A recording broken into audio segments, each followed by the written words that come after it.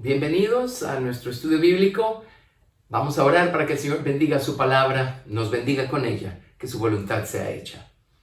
Padre, en el nombre de Jesús, te damos gracias una vez más por el privilegio que nos das, Señor, de venir delante de ti, bendiciendo y alabando tu nombre. Gracias a Jesucristo y de poder venir y sentarnos a la mesa y comer del pan que tú tienes dispuesto para nosotros sobre ella. Oh Dios, gracias Padre Santo por alimentarnos de la manera como lo haces siempre, en abundancia, fielmente, dándonos la porción que todos necesitamos. Señor, en este día oramos, el pan nuestro de cada día, dánoslo hoy. Danos la porción que cada quien necesita. Señor Dios, bendice, Señor, a cada oyente con tu palabra. Bendice tu palabra en la mente, en el corazón y en la voluntad de todos nosotros. Señor, márcala con fuego para que ésta deje una huella en nuestra voluntad y la transforme, la convierta. Acércanos más a ti, Señor. Ayúdanos hoy a dar un paso todavía más cerca de ti, Señor. Te damos gracias, Padre, por tu maravillosa palabra. Gracias por tu Espíritu Santo, quien nos ilumina y hace vivir la palabra en nuestras vidas. Gracias, Padre Santo, por el amor con el que nos amas. Gracias por Cristo Jesús, Señor nuestro. Te damos toda la gloria, Padre, en el nombre de Jesús. Amén. Nuevamente, bienvenidos. Y estamos estudiando acerca de la vida del Señor Jesucristo. Estamos estudiando a Jesucristo desde la eternidad pasada hasta la eternidad futura. Y en estos momentos nos encontramos ya en los evangelios, en la vida de Jesús durante sus años aquí en la tierra, hace un poco más de 2000 años. Y el día de hoy nos toca estudiar la tentación de Jesús. Hemos estudiado su nacimiento, su encarnación. Hemos estudiado su infancia. Hoy vamos a estudiar la tentación de Jesús. Y vamos a ver cómo el Señor Jesucristo caminó por un camino por el que a nosotros nos toca caminar también. Pero Él es nuestro precursor. Él va adelante. Por medio de Él sí se puede. Y Él triunfó en cada paso que dio, en cada etapa del camino. Y Él en nosotros nos ayuda a triunfar para que podamos llegar a la meta que Él ha preparado para nosotros también. Así es que esto es muy emocionante. La tentación de Jesús se encuentra narrada en los evangelios de Mateo, de Marcos y de Lucas. Y lo primero que quiero hacer notar es la manera como el Espíritu condujo al Señor Jesucristo al desierto para ser tentado. Recordemos que el Señor Jesucristo ya fue bautizado en el río Jordán. El Señor Jesucristo de esta manera ya justificó a todos los que con un corazón sincero habían sido bautizados por Juan el Bautista confesando sus pecados. Juan bautizaba para arrepentimiento. Así es que cuando Jesús descendió a las aguas, Él recogió todos esos pecados confesados por toda esa gente y allí quedaron justificados. Además, Jesucristo justificó de esta manera a Dios porque pues parte del camino es pasar por esas aguas. La nación de Israel cuando salió de Egipto tuvo que pasar por las aguas del Mar Rojo. Nosotros cuando el Señor nos salva y empezamos a caminar con Cristo, tenemos que pasar por las aguas del bautismo. Así es que las aguas son parte del camino. Jesucristo pues justificó a Dios caminando y haciendo suya cada etapa del camino que Dios dejó para nosotros. Y ahora pues, después de haber sido bautizado por Juan, Jesucristo fue conducido al desierto para ser tentado por 40 días por el diablo. Ahora note el patrón. Regresemos a la nación de Israel cuando estaban en Egipto. Ellos fueron libres por la sangre del Cordero de la Pascua. Eso fue lo que marcó su salida, su redención. Figura, por supuesto, de la sangre de Jesucristo, nuestra Pascua. Así es que ellos salieron de Egipto gracias al poder redentor de esa sangre. Inmediatamente después encontramos la mención de la columna de nube y fuego, que era una figura del Espíritu Santo que habría de conducirlos por el camino hasta llegar a cruzar el río Jordán. Y después de aparecer la columna de nube y fuego que iba guiándolos y conduciéndolos, ellos entonces tuvieron que atravesar el Mar Rojo. Pasaron por las aguas del Mar Rojo. Una vez atravesaron el mar, ellos se encontraron en el desierto y al final de cuentas estuvieron 40 años en el desierto. Ahora mira al Señor Jesucristo.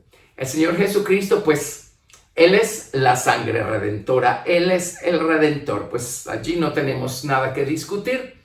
Sin embargo, recordarán que sus padres se lo llevaron a Egipto, mientras Herodes todavía estuviera vivo, porque pues, sabían que la vida del niño corría peligro.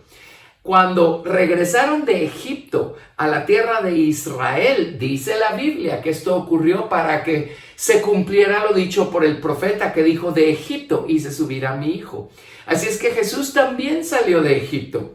Jesús también pasó por las aguas cuando fue bautizado por Juan. Y Jesús también fue bautizado en esa columna de nube y fuego, o en el Espíritu Santo, en el río Jordán. Y una vez salió de las aguas del bautismo, Jesús estuvo 40 días en el desierto siendo tentado por el diablo.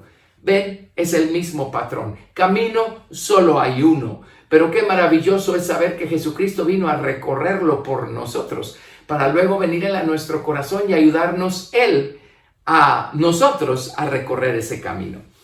Así es que estamos en Mateo capítulo 4, verso 1. Voy a hacerles notar una cosa primero. Mateo capítulo 4, verso 1. Y aquí leemos lo siguiente.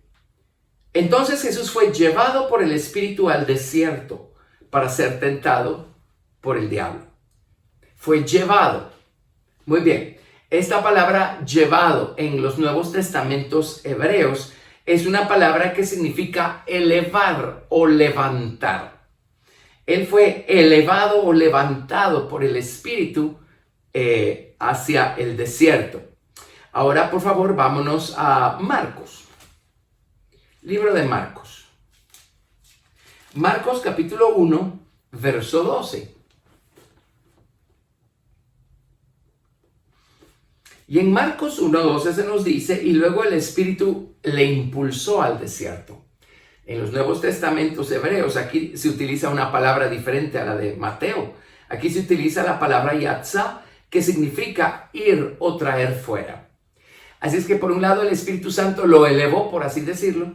Por otro lado el Espíritu Santo lo empujó hacia afuera, lo trajo fuera. Y en Lucas capítulo 4, verso 1,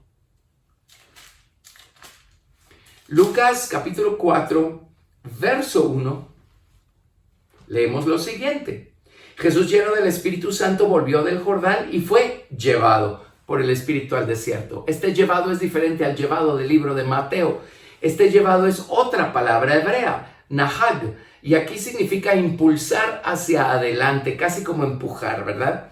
Así es que vean las diferentes maneras como el Espíritu Santo nos guía, nos conduce, nos levanta, nos manda, nos impulsa. Esa es la manera como el Espíritu Santo condujo al Señor Jesucristo.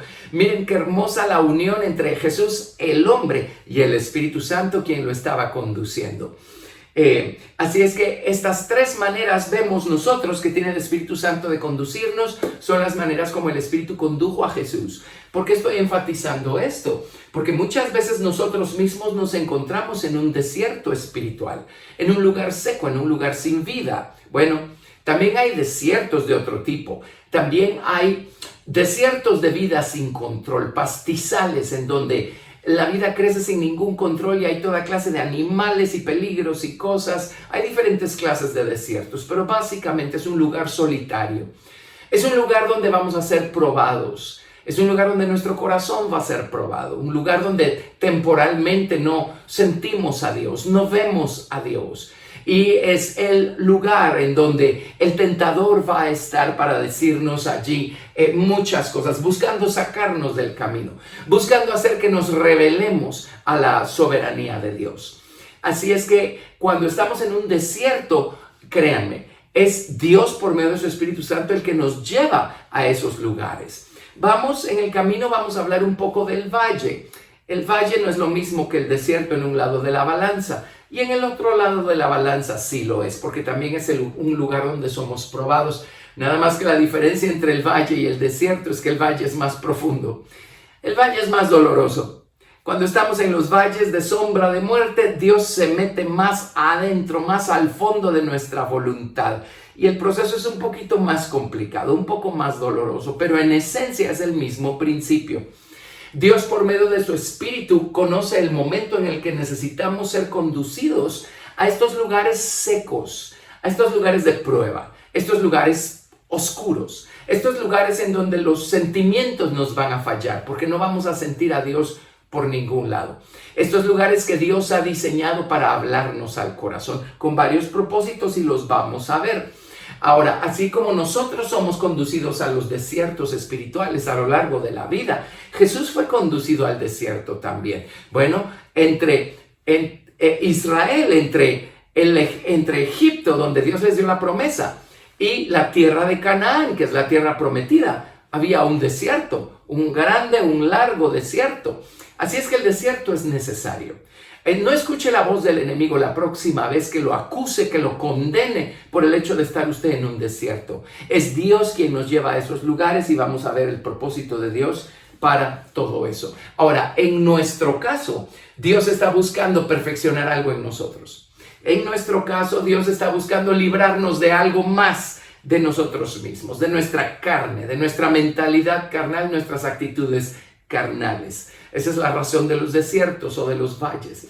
En el caso del Señor Jesucristo, bueno, Cristo, el Verbo, estaba plenamente maduro en la persona de Jesús, y Jesús era una persona única. Dios le preparó ese cuerpo, y en Jesús no había presencia de pecado para nada. Jesús era perfecto, pero Jesús, el hombre, necesitaba afirmar su llamamiento, su vocación, con sus elecciones.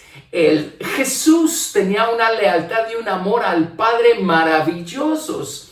Recuerden que Jesús, el hombre, su espíritu y su alma, fueron engendrados ahí atrás en la eternidad. Vimos a Jesús literalmente aparecer e interactuar con el pueblo de Israel en el Antiguo Testamento, a quien le llamaban el ángel de Jehová o el príncipe del ejército de Jehová. Estamos hablando de un espíritu y un alma puros, rectos, perfectos. Bueno, cuando Dios nos hizo a nosotros, cuando hizo nuestro espíritu y nuestra alma también eran puros, limpios, perfectos y rectos. Pero a nosotros un día nos tocó venir a habitar en un cuerpo que traía por herencia toda la maldad que hay en el ser humano desde el jardín del Edén. Así es que una vez nuestro espíritu y nuestra alma entraron a ese cuerpo en el vientre de nuestra madre, toda la corrupción que hay en la raza humana corrompió nuestro espíritu y nuestra alma. Bueno, en el caso de Jesús, Dios le preparó un cuerpo perfecto, un cuerpo limpio, puro, un cuerpo sin pecado, sin mancha, sin tinieblas. Así es que Jesús era limpio, pero Jesús necesitaba ser probado, igual que nosotros. En el sentido de Jesús necesitaba afirmar por experiencia su lealtad, su obediencia, su amor por el Padre, su amor por la soberanía del Padre. Miren, en ningún caso vale mucho un amor teórico por Dios. Todos en teoría amamos a Dios hasta que somos probados. Es en la prueba, es en medio de la experiencia que se va a dejar saber si de veras amamos a Dios o no amamos a Dios. Y el amor es acciones, hechos, es elecciones, hacer las elecciones correctas. Así es que en el caso del Señor Jesucristo también, Él necesitaba probar su amor por Dios del lado de la práctica. Y eso es lo que está pasando acá. Y todo esto lo único que está haciendo es perfeccionando más y más al hombre Jesús. Muy bien, regresemos entonces a Mateo capítulo 4, verso 1. Mateo capítulo 4, verso 1. Jesús fue llevado en el Espíritu. Creo que nunca les dije esta palabra. Esta palabra se llama Nasá en las Biblias hebreas, en los Nuevos Testamentos hebreos. Jesús fue llevado por el Espíritu al desierto. Si nos vamos, por favor, a Éxodo capítulo 13, verso 21. La palabra es Nasá, N-A-S-A, básicamente, Nasá. Y en Éxodo capítulo 13, versos del 21 al 22, vamos a encontrar cómo Dios condujo exactamente de la misma manera al pueblo de Israel. Pero primero, déjenme confirmar a ustedes el hecho de la columna de nube y fuego que iba delante de ellos para conducirlos en el camino. Éxodo 13, versos 21 y 22. Y Jehová iba delante de ellos de día en una columna de nube para guiarlos por el camino, y de noche en una columna de fuego para alumbrarles, a fin de que anduviesen de día y de noche. Nunca se apartó de delante del pueblo la columna de nube de día, ni de noche la columna de fuego. Así es que aquí está la mención de la columna de fuego. Entonces, por favor, vámonos a Éxodo 19, verso 4. Éxodo 19, verso 4. Y aquí aparece esa palabra nasá, hablando Dios de la manera como Él tomó al pueblo de Israel sobre alas de águilas. Como Dios tomó con su columna de nube y fuego al pueblo de Israel y lo trajo hacia Él. Y la palabra es nasá, significa elevar o levantar. Y recuerden, el Espíritu Santo tiene dos lados, la paloma y el águila. Aquí se refiere al águila del Espíritu Santo. Éxodo 19, 4. Vosotros veis lo que hice a los egipcios y cómo os tomé. Esa es la palabra nasá. Cómo os tomé sobre alas de águilas y os he traído a mí. Y en Éxodo 19 Israel ya se encuentra en el desierto.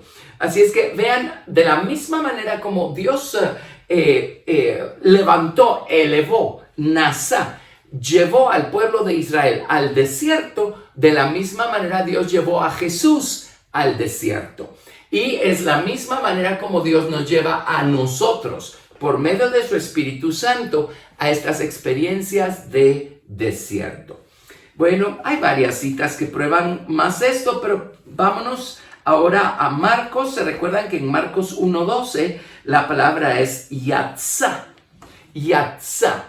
Y-T-Z-A. Yatzá. Que significa ir o traer fuera. En vez de irnos a Marcos, les voy a dar la cita en el Antiguo Testamento, para que vean que así como el Espíritu condujo a Jesús, de la misma manera el Espíritu o la columna de nube y fuego condujo al pueblo de Israel, pues es la manera como Dios nos conduce a todos. Éxodo capítulo 12, verso 42. Éxodo 12, verso 42, y aquí lo traducen como sacar. Éxodo 12, 42. Es noche de guardar para Jehová, por haberlos sacado en ella de la tierra de Egipto. Esta noche deben guardarla para Jehová todos los hijos de Israel en sus generaciones. Así es que Jesús fue sacado al desierto por el Espíritu, de la misma manera como el pueblo de Israel fue sacado de Egipto por el Espíritu, por la columna de nube y fuego. Aquí tienen esa palabra que se utiliza en Marcos 1:12. Yatzá, que significa ir o traer a la fuerza o sacar, ¿verdad? Amén. Así es que el Espíritu Santo nos eleva, el Espíritu Santo nos saca y el Espíritu Santo también se pone detrás y nos empuja o nos impulsa. Y esa es la palabra pues que vimos en Lucas capítulo 4, cuando Jesús fue llevado por el Espíritu, pero en ese caso la palabra es nahag, N-A-H-A-G, N-A-H-A-G, nahag. Ven, son tres palabras diferentes. Y la palabra nahag, esta es maravillosa. Se encuentra en el Salmo 23. Miren nada menos. El Salmo 23, verso 3. Salmo 23, verso 3. Cuando dice, confortará mi alma, me guiará por sendas de justicia, por amor a su nombre. Me guiará, nahag. Esta es la palabra que significa impulsar hacia adelante. Esto implica que el Espíritu se pone detrás de nosotros y nos empuja, nos impulsa hacia adelante. Y mire qué cosa, en el Salmo 23:3 dice que Dios nos guía o nos impulsa hacia adelante por sendas de justicia, por amor de su nombre. Y mira dónde nos conducen esas sendas. En el verso 4, aunque ande en valle de sombra de muerte, no temeré mal alguno, porque tú estarás conmigo. Ve el patrón, ve el principio. Así es que el Espíritu Santo nos va a elevar y a llevar al desierto. El Espíritu Santo nos va a sacar al desierto. El Espíritu Santo nos va a impulsar, o sea, se pone detrás y nos empuja, nos impulsa y nos lleva al desierto. Lo que estoy tratando de probar con esto es que todo lo que Jesús experimentó, nosotros lo vamos a experimentar también. Él es nuestro precursor, Él fue delante de nosotros abriéndonos el camino. Todo lo que el pueblo de Israel experimentó, Jesús lo experimentó. Todo lo que el pueblo de Israel experimentó, nosotros lo vamos a experimentar. ¿Lo ve? Camino solo hay uno. Por eso la Biblia se vuelve tan emocionante. La Biblia es un mapa que nos muestra el camino, el único que hay. Así es que si estudiamos las jornadas de Israel, de Egipto hasta Canaán, vamos a encontrar el camino por el que nosotros debemos caminar. Si estudiamos lo que estamos haciendo ahorita, la vida de Jesús y las pisadas de Jesucristo, vamos a encontrar el camino por el que debemos caminar, por el que vamos a caminar nosotros también. Así es que todo esto hizo el Espíritu con Jesús. Ahora note, Romanos 8:14. Allí se utiliza la misma palabra que se usa en Lucas también, nahag, o impulsar hacia adelante. Romanos capítulo 8, verso 14. No queremos dejar de leer este verso. Romanos 8:14. Pues todos los que son guiados, nahag, impulsados hacia adelante por el Espíritu de Dios, estos son hijos de Dios. ¿Y qué nos dice el diablo? Probablemente ya no eres hijo de Dios porque nada más, mira, te estás en un valle profundo, estás en un desierto seco. A lo mejor Dios ya se olvidó de ti. Bueno, el libro de Romanos nos dice que si somos guiados por el Espíritu de Dios, somos hijos de Dios. Y el resto de la Biblia nos enseña que el Espíritu nos va a guiar, nos va a impulsar hacia desiertos, hacia valles. Entonces los desiertos y los valles son vitalmente importantes. La nación de Israel no podía conquistar la tierra de Canaán sin visitar el desierto primero. El Señor Jesucristo no podía comenzar su ministerio público sin ser tentado en el desierto primero. Y note, Israel 40 años, Jesús 40 días. ¿Nota el número 40? Y mire, en el Salmo 23, ¿qué sigue diciendo el Salmo 23? Dice, me guiarás por sendas de justicia por amor a tu nombre. Aunque ande en valle de sombra de muerte, no temeré mal alguno porque tú estarás conmigo. Tu vara y tu cayado me infundirán aliento. Aderezas mesa delante de mí en presencia de mis angustiadores. Unges mi cabeza con aceite, mi copa está rebosando. Ciertamente el bien y la misericordia me seguirán todos los días de mi vida, y en la casa de Jehová moraré por largos días. Mire, ¿por qué en el Salmo 23 también tenemos que ser guiados hacia el valle de sombra de muerte? Porque vamos camino a la casa del Padre. El final del Salmo 23 es la casa del Padre. El final de nuestra jornada espiritual es la casa del Padre. Pero entre nosotros y la casa del Padre está el valle de sombra de muerte o el desierto. Así es que, qué importante. Quiere decir que hay algo que Dios hace en nuestras vidas en el desierto que no puede hacer en ningún otro sitio, en ningún otro contexto o haciéndonos pasar por alguna otra experiencia. Son necesarios estos desiertos, son necesarios estos valles. Ahora, como les dije, Jesús no necesitaba ser librado de algo que estuviera de más o que se le añadiera algo que faltaba. De ninguna manera. Jesús solo estaba perfeccionando, Jesús el hombre, perfeccionando sus elecciones por Dios, perfeccionando su obediencia humilde a Dios. En medio de las pruebas, en medio del dolor, en medio de la humillación, en medio de estas experiencias. Amén, amén. Pero en nuestro caso, Dios necesita despojarnos de mucha carne. Y Dios necesita hacer crecer a Cristo en nosotros. Necesitamos esos valles. Así es que detengámonos un poquito y veamos el caso nuestro. ¿Y por qué necesitamos esos valles, esos desiertos? ¿Por qué Israel necesitó ese desierto? Camino a la tierra de Canaán. Entonces, por favor, vámonos a Deuteronomio capítulo 8. Voy a leerles todo el capítulo 8. El capítulo 8 se explica solito. Deuteronomio capítulo 8. Verso 1. Cuidaréis de poner por obra todo mandamiento que yo os ordeno hoy, para que viváis y seáis multiplicados, y entréis y poseáis la tierra que Jehová prometió con juramento a vuestros padres. Y te acordarás de todo el camino por donde te ha traído Jehová tu Dios estos 40 años en el desierto, para afligirte, para probarte, para saber lo que había en tu corazón, si habías de guardar o no sus mandamientos. ¿Nota ese énfasis?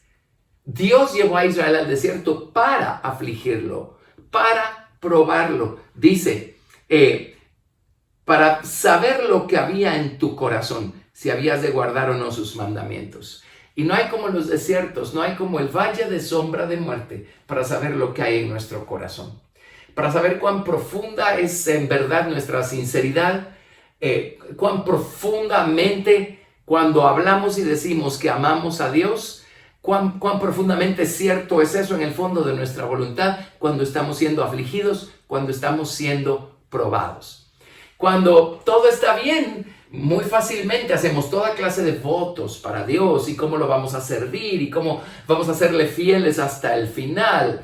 Pero cuando estamos siendo probados, bueno, vamos a ver si de veras vamos a servirlo y vamos a seguir siéndole fieles. Y muchas veces cuando somos probados decidimos que no vale la pena el dolor, no vale la pena soportar la prueba, damos la media vuelta y nos vamos. Entonces, eso quiere decir que todo lo demás será solo del diente al labio.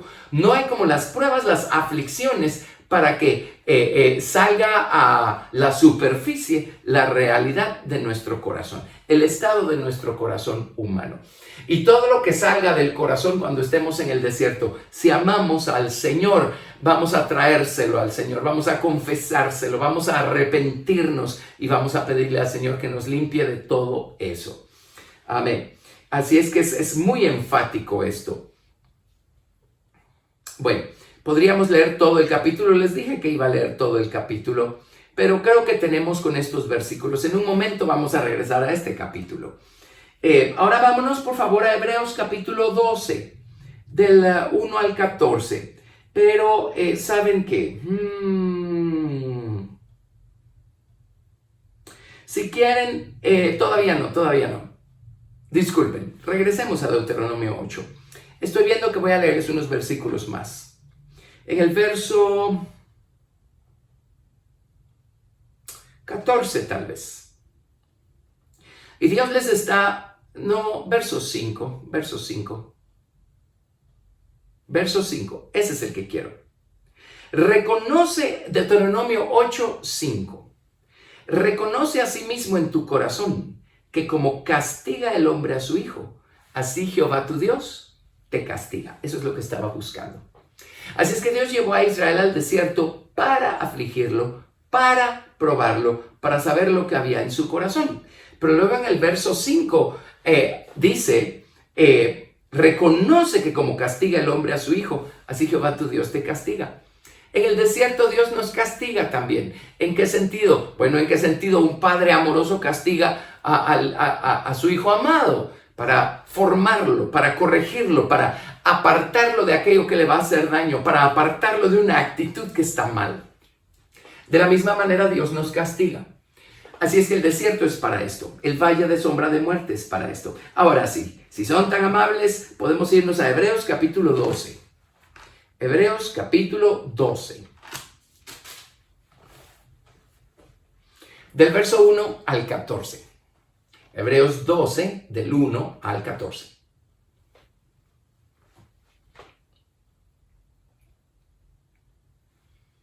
Si estamos allí, se los voy a leer.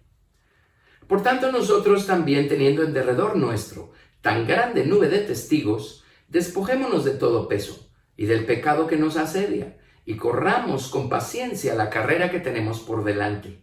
Puestos los ojos en Jesús, el autor y consumador de la fe, el cual por el gozo puesto delante de él sufrió la cruz, menospreciando el oprobio, y se sentó a la diestra del trono de Dios. Considerad a aquel que sufrió tal contradicción de pecadores contra sí mismo, para que vuestro ánimo no se canse hasta desmayar, porque aún no habéis resistido hasta la sangre combatiendo contra el pecado. Y ya habéis olvidado la exhortación que como a hijos se os dirige, diciendo, Hijo mío, no menosprecies la disciplina del Señor, ni desmayes cuando eres reprendido por Él. Porque el Señor al que ama disciplina y azota a todo el que recibe por hijo. Si soportáis la disciplina, Dios os trata como a hijos. Porque ¿qué hijo es aquel a quien su padre no disciplina? Pero si se os deja sin disciplina, de la cual todos han sido participantes, entonces sois bastardos y no hijos. Por otra parte, tuvimos a nuestros padres terrenales que nos disciplinaban y los venerábamos. ¿Por qué no obedeceremos mucho mejor al Padre de los Espíritus y viviremos? Y aquellos ciertamente por pocos días nos disciplinaban como a ellos les parecía, pero para lo que nos es provechoso, para que participemos de su santidad. Es verdad que ninguna disciplina al presente parece ser causa de gozo, sino de tristeza, pero después da fruto apacible de justicia a los que en ella han sido ejercitados. Por lo cual, levantad las manos caídas y las rodillas paralizadas, y haced sendas derechas para vuestros pies, para que lo cojo no se salga del camino, sino que sea sanado. Seguid la paz con todos y la santidad, sin la cual nadie verá al Señor. Muy bien, hasta allí. Ahora, en el verso 10 se nos dice claramente que Dios nos disciplina para que participemos de su santidad.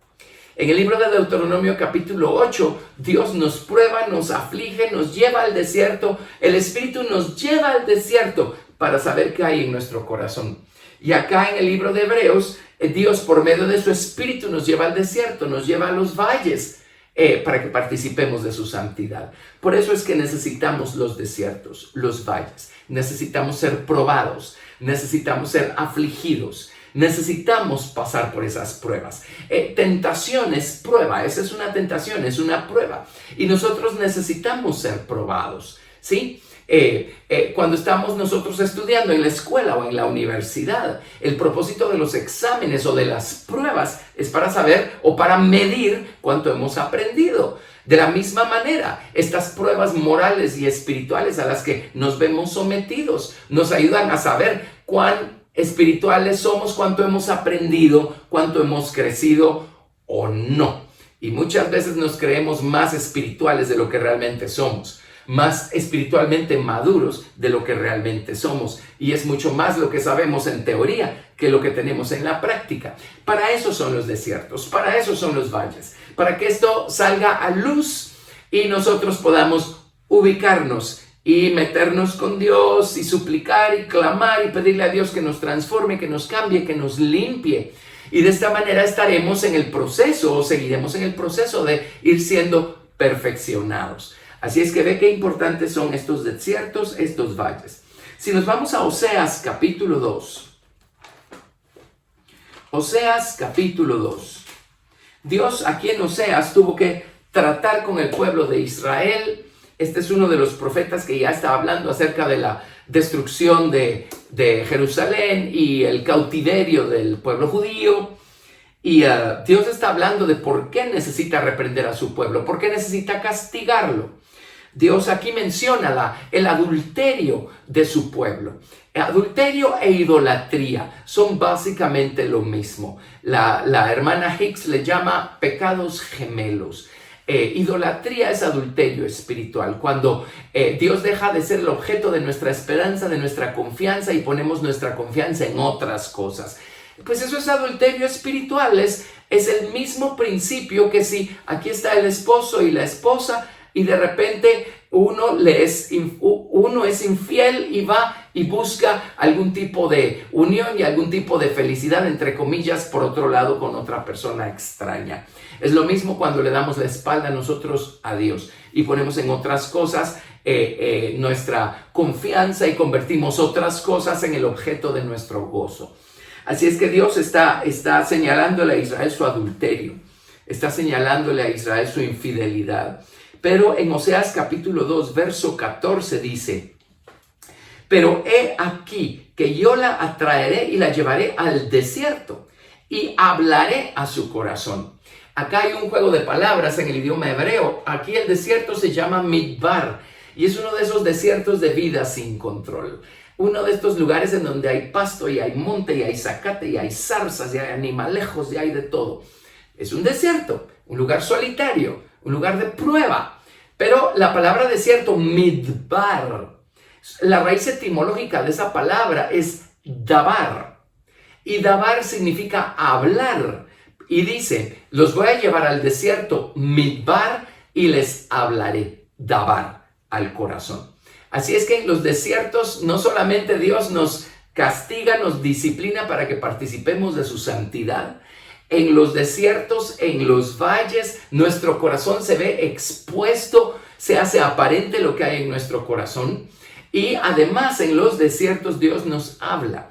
Esa es la belleza de un desierto. Cuando estamos en un desierto, los amigos están lejos, la gente está lejos.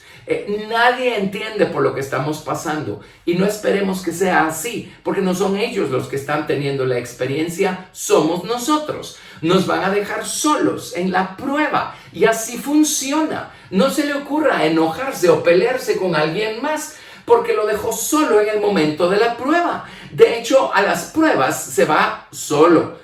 En los exámenes de la universidad nadie está allí para soplarle la respuesta. Pues excepto que haga trampa, pero esa es otra historia y eso no es honesto. Pero en los desiertos estamos solos, siendo probados, siendo examinados. Y la razón por la que vamos a estar solos es para que no oigamos ninguna otra voz más que la voz de Dios. Y en su momento la voz de Dios va a estar allí para hablarnos y para enderezarnos. Así es que Oseas 2, verso 14. Pero he aquí que yo la traeré y la llevaré al desierto y hablaré a su corazón. Así es que aquí tienen. Déjenme extenderme un poquito más en esto del valle de sombra de muerte. Valle y desierto pues no es lo mismo, no son las mismas palabras, pero el sentido y el efecto es el mismo, nada más como les dije. Un valle es una experiencia más profunda que un desierto. Es un poco más dolorosa, extendida, oscura, y es un poco más profunda la obra que Dios hace en el corazón de los hombres. Y hay diferentes palabras que se traducen valle. Por ejemplo, en el Salmo 23, el valle de sombra de muerte, se llama Gai. Pero también hay otro valle que se llama Omec. Ahora, veamos la palabra Omec acá. Vamos a ver. En Efesios capítulo 3, verso 14, en las Biblias hebreas, utilizan la palabra Omec.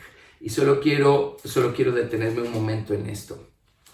Efesios, capítulo 3, verso, a partir del 14.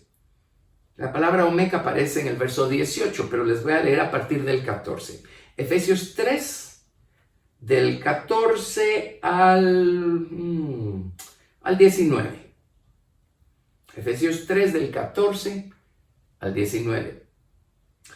Por esta causa doblo mis rodillas ante el Padre de nuestro Señor Jesucristo, de quien toma nombre toda familia en los cielos y en la tierra, para que os dé conforme a las riquezas de su gloria, el ser fortalecidos con poder en el hombre interior por su Espíritu, para que habite Cristo por la fe en vuestros corazones, a fin de que, arraigados y cimentados en amor, seáis plenamente capaces de comprender con todos los santos cuál sea la anchura, la longitud, la profundidad y la altura, y de conocer el amor de Cristo que excede a todo conocimiento, para que seáis llenos de toda la plenitud de Dios.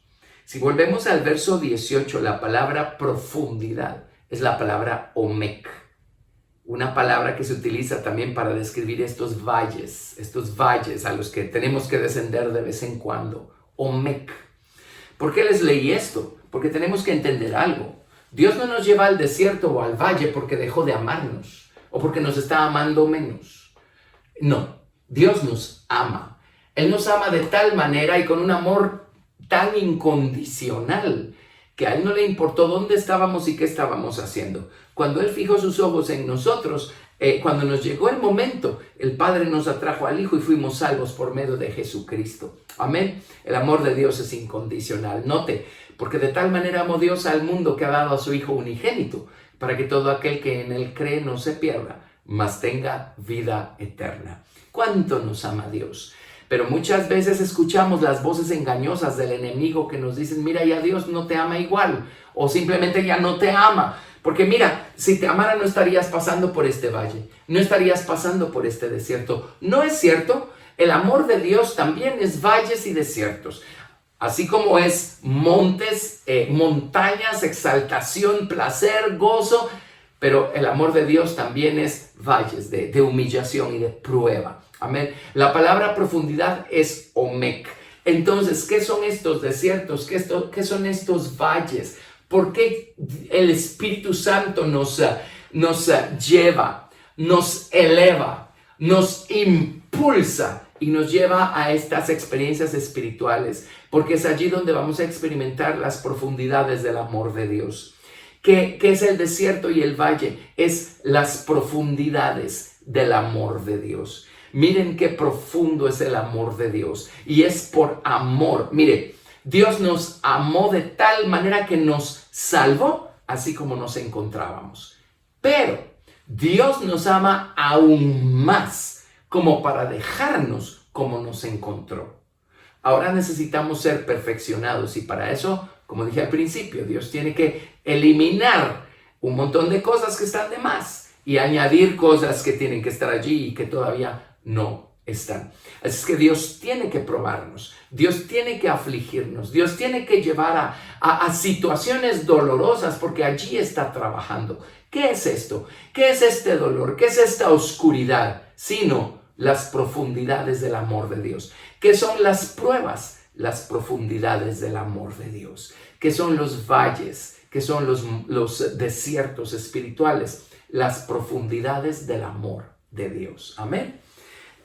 Me lo voy a llevar a otras dos ocasiones muy importantes en donde aparece mencionado el valle Omek. Vámonos a Job. A ver. Job, capítulo 39, verso 19. Job 39, 19. Y mientras llega a Job 39, 19, déjeme recordarle algo. ¿Se acuerda? Cuando sea la segunda venida del Señor Jesucristo, Él va a venir montando un caballo blanco. Se recuerda que sus santos ejércitos que visten lino blanco vienen detrás. ¿Y vienen cómo? ¿Cuál es su vehículo? También caballos blancos. También vienen montando caballos blancos. Por supuesto son caballos espirituales, ¿verdad? Quiere decir que hay un caballo espiritual. Hay un caballo que debemos dejar que se forme en nuestra vida. Dejemos dejar que crezca, que madure, que se fortalezca en nuestra vida. Es ese vehículo que nos va a ayudar a vencer el mundo y las cosas que hay en el mundo. Y la Biblia dice claramente, y esta es la victoria que vence al mundo, nuestra fe. Ese caballo tipifica, representa, personifica la fe. La fe es aquello en lo que nosotros cabalgamos para poder vencer las cosas de aquí abajo. Y en Job 39, 19 nos hablan en detalle de estos atributos que tiene la fe. Y la fe pues la comparan a un corcel de guerra.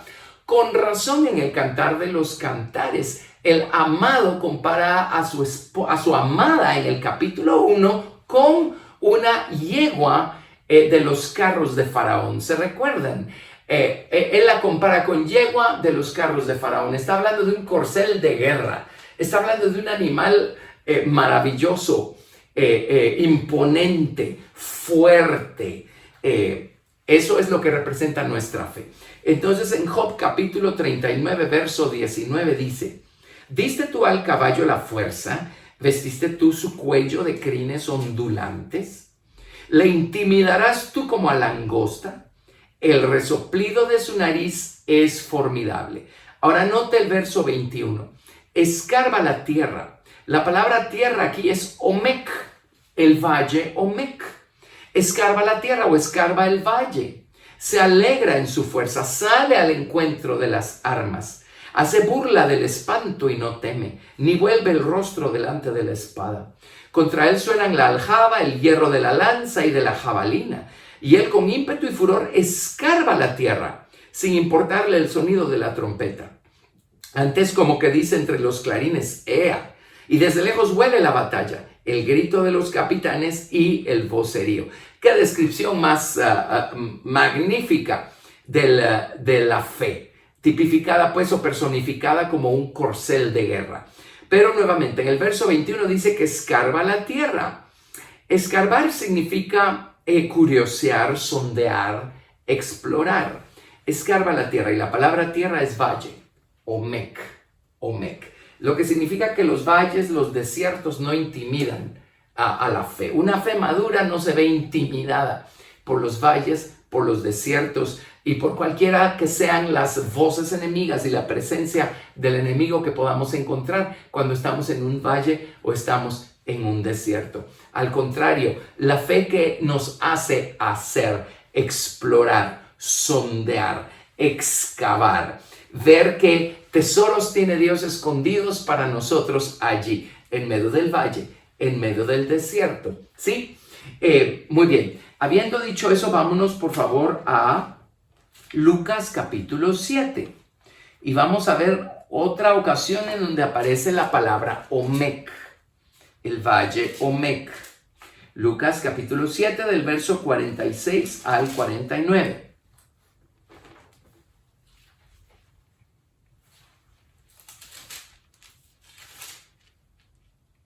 Lucas 6, del 46 al 49. Y lo que les voy a mencionar también lo leo yo en mi Nuevo Testamento hebreo. Dice: ¿por qué me llamáis Señor, Señor, y no hacéis lo que yo digo? Todo aquel que viene a mí y oye mis palabras y las hace, os indicaré a quién es semejante. Semejante es al hombre que, al edificar una casa, cavó y ahondó. En el Nuevo Testamento hebreo dice lo siguiente: semejante es al hombre que al edificar una casa escarbó en el valle. Va a encontrar la misma expresión que se utiliza en el libro de Job, refiriéndose a este corcel de guerra que se llama la fe.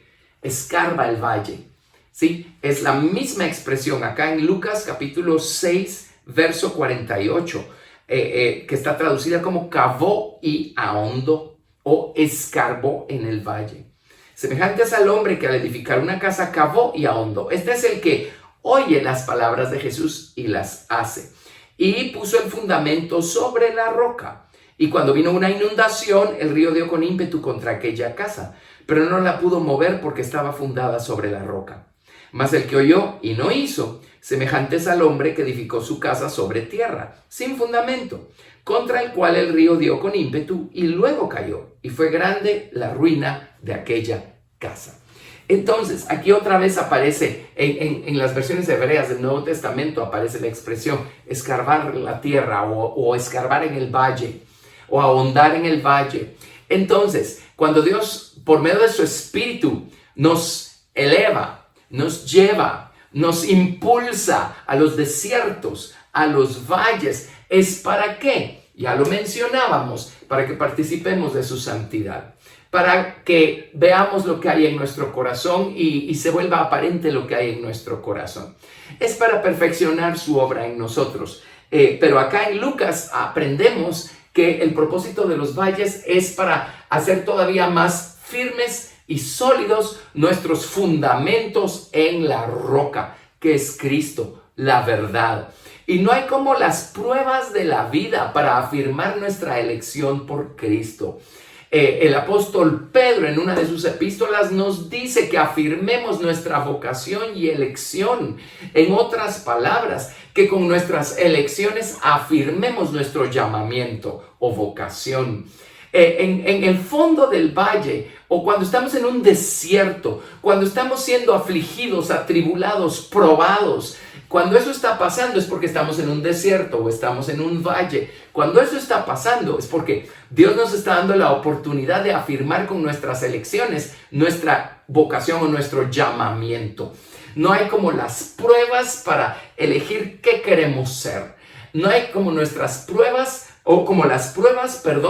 para hacer una afirmación por nuestra elección por Cristo y profundizar todavía más nuestros cimientos, el fundamento de nuestra casa espiritual y afirmarlo cada vez más en la roca, en la verdad y decir, Señor, no importa el precio que tenga que pagar, no importa, Señor, la obra que tú tengas que hacer en mi vida, haz lo que tengas que hacer, Señor, y aquí estamos con los cimientos fijos, firmes en la roca, diciendo, no importa el precio, no importa lo que tengas que hacer, no importa, Señor Dios, lo que yo tenga que vivir, que sufrir, no importa. Tú sigues siendo mi elección, Señor. Yo sigo eligiendo por ti, Señor.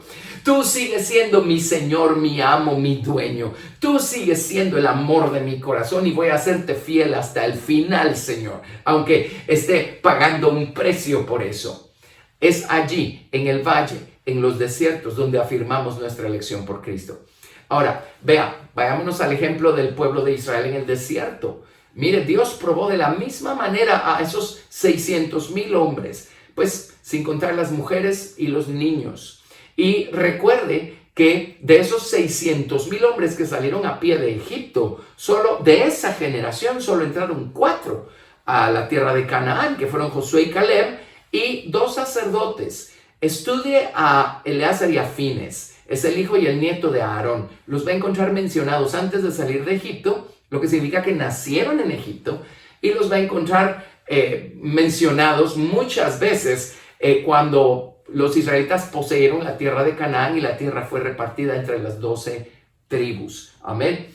Pero el resto perecieron en el desierto y fueron los hijos de ellos quienes nacieron en el desierto, los que entraron a la tierra de Canaán. Entonces, mire qué cosa, todos fueron probados igual, todos pasaron por el desierto igual, todos tuvieron la misma oportunidad para que Dios les examinara el corazón. Todos tuvieron la misma oportunidad para ser refinados, para participar de la santidad de Dios, de ser castigados como el Padre amoroso castiga a sus hijos, para participar de la santidad de Dios. Todos tuvieron la misma oportunidad para afirmar su llamamiento con sus elecciones y ahondar y hacer cada vez más firmes sus cimientos en la roca y más firme su casa espiritual. Todos tuvieron la misma oportunidad, pero solo 4 aprovecharon esa oportunidad. Los demás, cuando fueron probados, decidieron que no valía la pena, que no era para tanto y fueron pereciendo en el desierto. Ahora, esto tiene que darnos una lección a nosotros hoy. Esto tiene que seguir teniendo una aplicación hoy. Y lamentablemente vemos a muchos creyentes que cuando son probados dan marcha atrás. Pero felizmente también hay otro grupo de creyentes que no importa aquello a lo que tengan que ser sometidos, el precio que tengan que pagar, las pruebas que tengan que sufrir, no importa. Siguen firmes, siguen caminando, siguen dándole a Dios toda su devoción y toda su lealtad y toda su obediencia. Y en el proceso se están refinando más, purificando más, perfeccionando más. Ojalá todos nosotros seamos de este grupo, ¿sí? Bueno. Entonces, eso nos lleva ahora a Jesús y su experiencia con el tentador. Así es que vamos a irnos a Mateo capítulo 4, verso 1 nuevamente y allí nos vamos a, de allí vamos a tomar la lección, pero vamos a ver otras citas. Mateo capítulo 4, verso 1.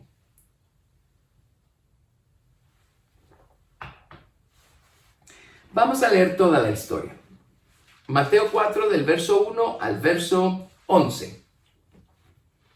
Entonces Jesús fue llevado por el Espíritu al desierto para ser tentado por el diablo. Nota, para ser tentado por el diablo. La palabra tentar significa examinar, probar, escudriñar. También significa disciplinar. Ahora Jesús no necesitaba ser disciplinado, nosotros sí. Verso 2. Y después de haber ayunado 40 días y 40 noches, tuvo hambre. Y vino a él el tentador y le dijo, si eres hijo de Dios, di que estas piedras se conviertan en pan. Él respondió y dijo, escrito está, no solo de pan vivirá el hombre, sino de toda palabra que sale de la boca de Dios. Entonces el diablo le llevó a la santa ciudad y le puso sobre el pináculo del templo y le dijo, si eres hijo de Dios, échate abajo. Porque escrito está, a sus ángeles mandará acerca de ti, y en sus manos te sostendrán, para que no tropieces con tu pie en piedra. Jesús le dijo, escrito está también, no tentarás al Señor tu Dios. Otra vez le llevó el diablo a un monte muy alto y le mostró todos los reinos del mundo y la gloria de ellos. Y le dijo, todo esto te daré si postrado me adorares. Entonces Jesús le dijo, vete, Satanás, porque escrito está, al Señor tu Dios adorarás y a Él solo servirás. Y el diablo entonces le dejó, y aquí vinieron ángeles y le servían. Mire qué cosa. Y nosotros muchas veces hacemos toda clase de cosas para reprender al diablo, cuando lo único que se necesita es hablar la verdad. Hablar la verdad. Por supuesto, no solamente teorías, sino aquella verdad que está en nuestro corazón, en la que creemos, en la que estamos firmes, parados, aquella roca sobre la que está fundada nuestra casa espiritual y de la que no estamos haciendo ningún plan para movernos.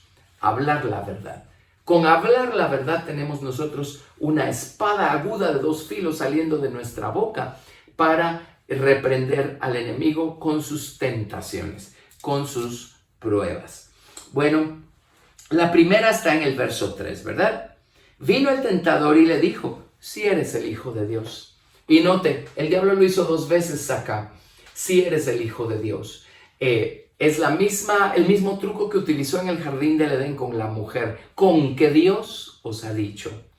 La idea es poner un signo de interrogación. La idea es sembrar duda y hacernos dudar acerca de la bondad y la sabiduría de Dios y de su soberanía y de su voluntad para nuestra vida. Ahora, ¿se acuerda usted que hemos aprendido a ir todos los días por fe a ese lavacro, a esa fuente de bronce, a lavar nuestras manos y a lavar nuestros pies, como lo hacían los sacerdotes de antaño? En la antigüedad, Moisés, cuando ungió a Aarón y a sus hijos, los lavó de pies a cabeza con las aguas de esa fuente de bronce. Pero luego les dijo, ahora todos los días de su vida, antes de empezar su ministerio diario, tienen que venir a la fuente de bronce. La fuente estaba hecha con los espejos de las mujeres que velaban a la puerta del atrio. Figura de examinarnos a nosotros mismos, vernos en el espejo. Y dice, examínense a ustedes mismos, vengan a la fuente y lávense las manos y los pies todos los días de su vida antes de empezar su ministerio. Recordarán, así era como funcionaban los sacerdotes de la antigüedad. Bueno, en el Nuevo Testamento la Biblia claramente nos dice que levantemos manos santas sin ira ni contienda. Y también Jesús le dijo a sus discípulos, miren, si en alguna ciudad no los reciben, sacúdanse el polvo de los pies o límpiense los pies.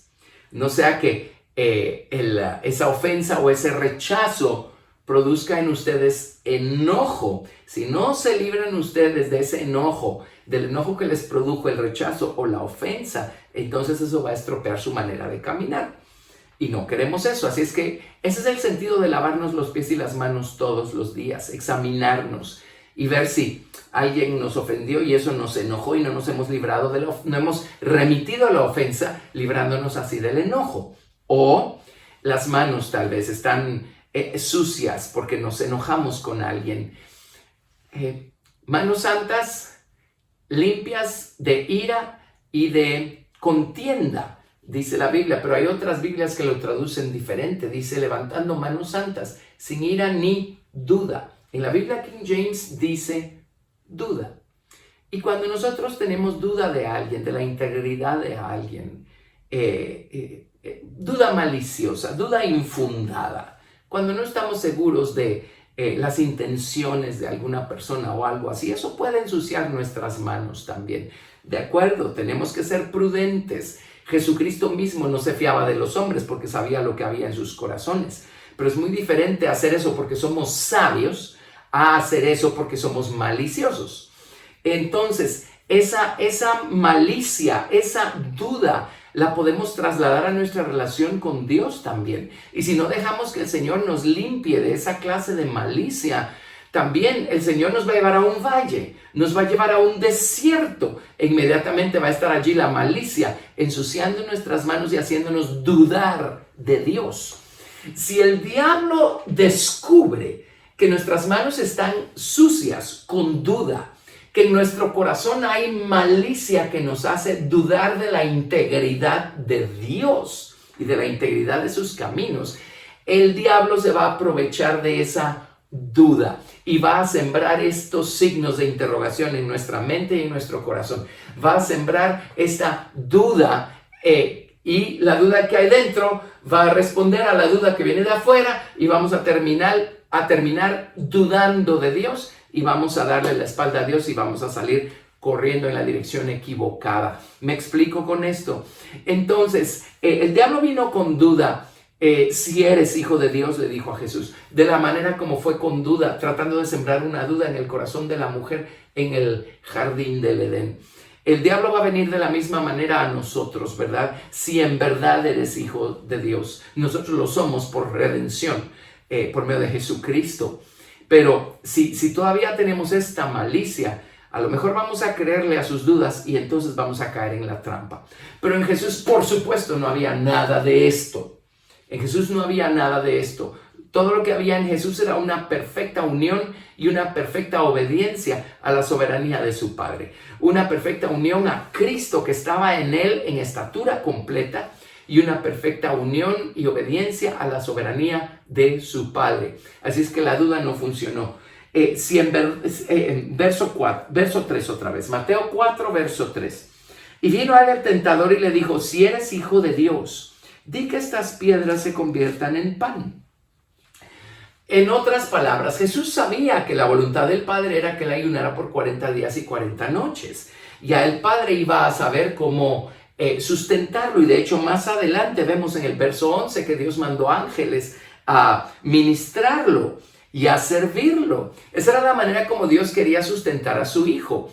Pero si Jesús le hubiera hecho caso al diablo y se hubiera servido a sí mismo, entonces él automáticamente se hubiera salido de debajo de la soberanía del Padre, hubiera echado a perder lo que el Padre quería hacer, que era que los ángeles vinieran y lo sirvieran, y una vez Jesús afuera de la soberanía del Padre hubiera sido presa para el enemigo. Por supuesto, eso no iba a pasar con Jesús, pero sí pasa con nosotros. Muchas veces Dios dijo 40 días y 40 noches. Y cuando estamos en el día 39 o al inicio del día 40 empezamos a inquietarnos. Y ahí está la voz del enemigo tratando de sembrarnos esta duda en contra de la bondad de Dios y de su sabiduría.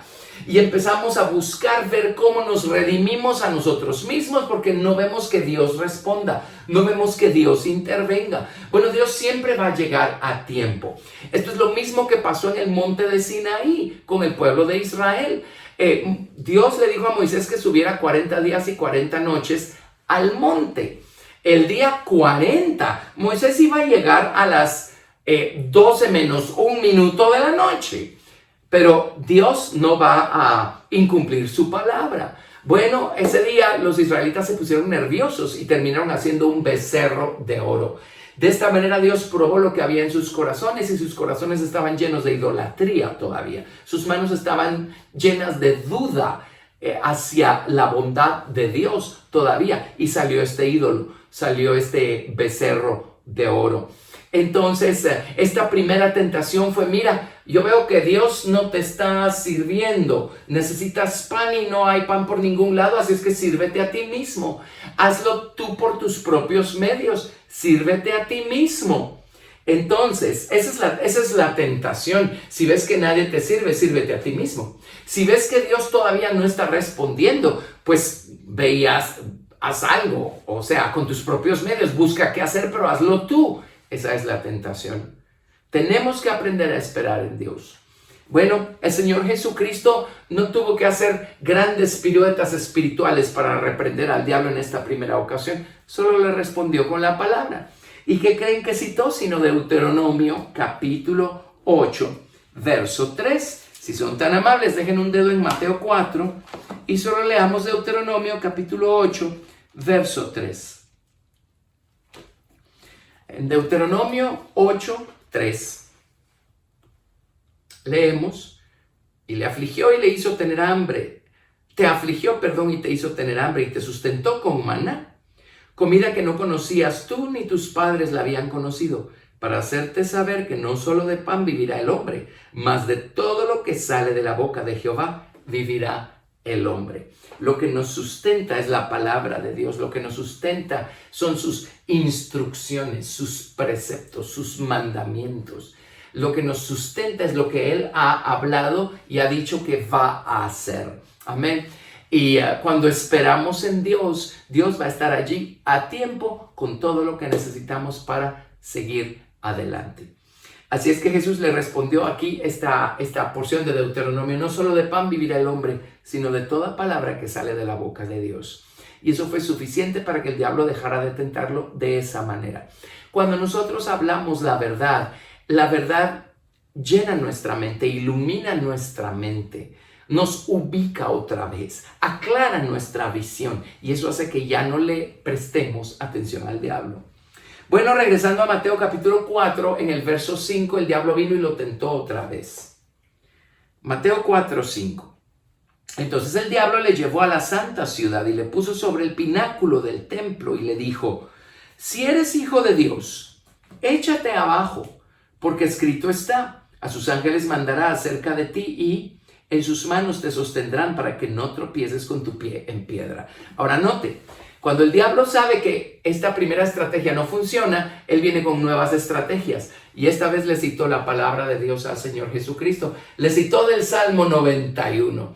Ahora, qué locura, porque el Salmo 91 nos afirma lo que ocurre cuando estamos bajo la soberanía de Dios. El que habita al abrigo del Altísimo morará bajo la sombra del Omnipotente. Y diré a Jehová: esperanza mía, castillo mío, mi Dios, ¿en quién confiaré? ¿Verdad? Y en este Salmo 91 nos habla de habitar a la sombra del Altísimo. Estas son las alas de los querubines que estaban sobre el arca en el lugar santísimo. Esto habla de la soberanía de Dios. Por eso dice que con tus plumas te cubrirá. ¿Qué plumas? Está hablando de los querubines de la gloria. Está hablando de los querubines de la soberanía de Dios. El que está bajo la soberanía de Dios va a tener todas estas victorias que enumera el Salmo 91. Entonces viene el diablo y le dice a Jesús, bueno, sigue diciéndole si en verdad eres hijo de Dios, ¿verdad? Pero le dice: oye, mira, sírvete a ti mismo. O sea, haz lo siguiente, le dice: mira, ¿quieres darte a conocer a la gente? Qué gran oportunidad para darte a conocer. Tírate del pináculo del templo y cuando vengan los ángeles y te hagan flotar hasta la tierra, la gente lo va a ver y entonces van a creer que tú eres Jesús, que tú eres quien dices ser. Así es que tú hazlo a tu manera. El diablo lo que está buscando hacer es hacer que Jesucristo se salga de debajo de la soberanía de Dios. Y una vez eso ocurre, lo tiene, como decía al principio. Y nuevamente es lo que sigue buscando hacer con nosotros, que nos salgamos de debajo de la soberanía de Dios. Una vez desobedecemos a Dios, ya no estamos cubiertos bajo la sombra de sus alas. Estamos descubiertos. Y ahí va a estar el lazo del enemigo, y ahí va a estar la peste destructora, y ahí van a estar todas esas cosas esperando por nosotros. No nos salgamos de debajo de la soberanía de Dios. En este caso vino el diablo y le citó escritura. Y miren, yo he conocido personas que usan la Biblia fuera de contexto para justificar sus acciones y sus cosas. Y dicen, pues ahí lo dice, así es que por eso lo hago. Y están sacando totalmente de contexto los versículos. Aquí el diablo sacó totalmente de contexto estos versículos del Salmo 91. Las promesas del Salmo 91 pues son para los que están bajo la sombra de Dios, bajo la sombra de su soberanía. Muy bien, entonces Jesús tampoco tuvo que hacer un gran ejercicio espiritual para librarse del diablo. Le dijo, escrito está también, no tentarás al Señor tu Dios. ¿Y qué creen? Aquí Jesús les citó también de Deuteronomio. Les citó Deuteronomio 6, verso 16. Si quiere anotarlo, allí lo va a encontrar. Deuteronomio 6, 16. No tentarás al Señor tu Dios. Así es que no importa si alguien está buscando justificarse con un versículo. Crezcamos en la palabra de Dios. Y el diablo mismo va a querer citarnos versículos fuera de contexto. Pero cuando hemos crecido y madurado un poco, vamos a saber que la cosa no es así. Y vamos a responderle con la palabra como es, y el diablo va a huir de nosotros. Esa fue la segunda tentación. La primera fue sírvete a ti mismo, porque necesitas comer, ¿verdad? La segunda fue date a conocer. Crea tú la manera de hacerlo. Hazlo de acuerdo a lo que tú crees. Date a conocer. Y muchas veces nosotros también estamos buscando darnos a conocer y Dios no está en eso. Y nos metemos en problemas. ¿Cuántas personas están tratando de promoverse a sí mismos? Estoy hablando de ministros cristianos. Y pues se valen de toda clase de trucos publicitarios y recursos y cosas que hoy en día utiliza el mundo para dar a conocer sus productos. Bueno, la pregunta es si Dios está en eso. Yo creo que Dios, para hacer su obra, no necesita que nosotros le echemos una mano, buscando darnos a conocer utilizando métodos publicitarios y métodos de mercadeo y cosas que utiliza el mundo pues para dar a conocer sus productos. No necesitamos eso. Jesús mismo no se dio a conocer de esa manera. Él simplemente sirvió a su Padre. Bueno, ya la gente, habiendo sido tocada por Dios, le contó a los vecinos y así se corrió la bola de quién era el Señor Jesucristo. Pero desde el libro de Isaías estaba profetizado que Él no iba a alzar su voz en las calles o en las plazas. Él no iba a hacer alarde de sí mismo y a anunciarse a sí mismo. Él nunca lo hizo. Con las primeras personas que sanó, a muchas les dijo, no le digas a nadie lo que pasó, dale la gloria a Dios. Jesús no estaba buscando hacer publicidad. Dios no necesita que hagamos publicidad para que Él pueda usarnos para gloria de su nombre. Al contrario, a veces estaremos saliéndonos de debajo de su soberanía si buscamos hacer publicidad de esta manera. Bueno, y la tercera es Mateo capítulo 4, verso 8. Otra vez le llevó el diablo a un monte muy alto y le mostró todos los reinos del mundo y la gloria de ellos. Y le dijo, todo esto te daré si postrado me adorares. Entonces Jesús le dijo, vete, Satanás, porque escrito está. ¿Y qué creen? Volvió a citar Deuteronomio. Al Señor tu Dios adorarás y a Él solo servirás. Y el diablo entonces le dejó y aquí vinieron ángeles y le servían.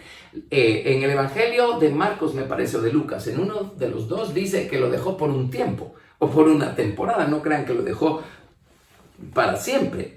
Aquí citó Deuteronomio 6, verso 13. O Deuteronomio 10, verso 20. Pero aquí el diablo ya no vino con si eres hijo de Dios, porque el diablo descubrió que eso ya no funciona. Aquí el diablo lo que hizo fue mostrarle todos los reinos del mundo y la gloria de todos los reinos del mundo. Y saben que Jesucristo va a reinar sobre todo el mundo en su momento. Pero viene el diablo y básicamente le dice, ¿por qué esperar tanto si lo puedes obtener ahorita? Solo tienes que adorarme a mí. Miren qué desvergonzado es el enemigo. Pero cuando estamos bajo la soberanía de Dios sabemos esperar. La Biblia dice que los mansos heredarán la tierra.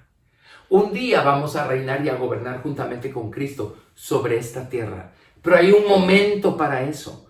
Ahorita nosotros necesitamos aprender a dejarnos gobernar por Jesucristo. Y necesitamos aprender a gobernar en su nombre y con su ayuda esta tierra de aquí adentro que se llama nuestro corazón carnal, nuestra mente carnal, nuestra voluntad carnal. Amén. Hay un tiempo para todo. Así es que Jesús le respondió con la palabra. ¿Sí? Simplemente le dijo, al Señor tu Dios adorarás y a Él solo servirás. Por eso necesitamos conocer la palabra de Dios. Necesitamos tener una experiencia con la palabra de Dios. Todas estas pruebas, todas estas situaciones fueron perfeccionando a Jesús. Fueron perfeccionando su obediencia activa por experiencia en medio del dolor y de la prueba al Padre. Así es que el diablo lo único que hizo fue hacerle el favor a Jesús de ir terminando de perfeccionar a un hombre perfectamente obediente, perfectamente sumiso y humilde al Padre y a la soberanía del Padre. Así es que Dios va a valerse de Satanás para probarnos también, para afligirnos, para tentarnos, pero esto mismo también nos va a ayudar a saber cuánto entendemos la palabra, cuánto la conocemos, cuánto la amamos y cuán bien fundados y establecidos estamos sobre ella. Así es que aprendemos mucho acerca de estos versículos. Espero que hayamos aprendido acerca de cuán importantes son los desiertos y los valles. Jesús no pudo evitarlos, el pueblo de Israel no pudo evitarlos, usted y yo no los podemos evitar. son necesarios, son importantes, pero tenemos a Jesús dentro y Él venció y en su nombre sí podemos. Gracias a Dios. Vamos a orar. Padre, una vez más te damos gracias. Señor, por tu maravillosa palabra, por nuestro amado Señor Jesucristo, por tu Espíritu Santo y la manera como tu Espíritu nos lleva, nos eleva, nos guía, nos conduce. Gracias. Gracias por tu obra en nuestra vida. Gracias, Padre, por los valles, gracias por los desiertos y gracias por la manera como has elegido, Señor, perfeccionar tu obra en nosotros. Gracias también por la promesa de perfeccionarla, Señor. Te amamos, Padre. Sigue ayudándonos a crecer, sigue perfeccionándonos, Señor. Haz lo que tengas que hacer para ayudarnos a seguir afirmando con nuestras elecciones nuestra vocación, nuestro llamamiento, nuestro amor, nuestra devoción, nuestra lealtad, nuestra obediencia a ti y a tu plan maestro, Señor, y a tu soberanía. Te amamos, Padre. Gracias por este día, por esta palabra tuya. Te damos toda la gloria, Señor, en el nombre de Jesús. Amén. Dios los bendiga y nos vemos en una próxima ocasión.